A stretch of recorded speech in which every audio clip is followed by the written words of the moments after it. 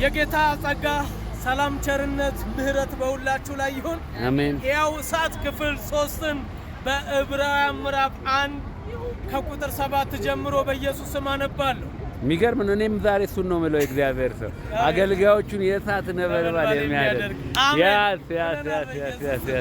እያልኩን ነበር ቀድሜ ይሄንን አንብቤ ነው ወደዛ የተመለስኩት። የሚገርም ነው በጣም የእግዚአብሔር ሰው አነባለሁ በጌታ በኢየሱስ ስም አሜን። ስለ መላእክቱን መናፍስት አገልጋዮቹን የእሳት ነበልባል የሚያደርግ አሜን አሜን። እርሱም ክርስቶስ ነው። አሜን።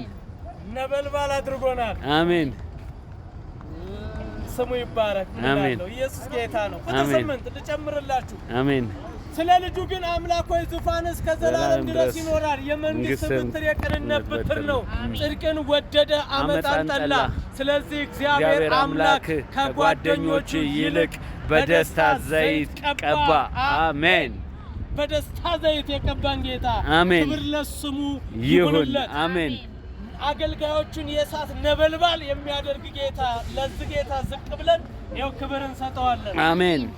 ማካንቶሎሲካት አላዲና ማታላሲያ ለጥላት ረመጥ እንሆንበታለን። አሜን። ማሃሉ ሰከቱ ለሃዲና ማሲያ ከእርሱ የተነሳ እኛ ነበልባሎች ሆነናል። አሜን። በመንፈስ ቅዱስ ተጠምቀናል። አሜን። በኃይል ተጠምቀናል። አሜን። እሳቱ በእኛ ላይ ጨምሯል። በዚህ ወር የእሳት ወር በሆነ የትኛውም ግሳንግስ የሚበላበትን የእግዚአብሔር እሳት በእኛ ላይ አስቀምጧል። አሜን። ኢየሱስ ለዘላለም ጌታ ነው። አሜን። ማካቶሲኩሎ ኦራሃላላኩራታንቶ ኮዲናሲያ አቤቱ እግዚአብሔር ሆይ እናመሰግናለን። አሜን። ክብር ምስጋና ለአንተ ይሁን። አሜን። ኢየሱስ ለዘላለም ጌታ ነው። አሜን። ሃሌሉያ። ክብር ለኢየሱስ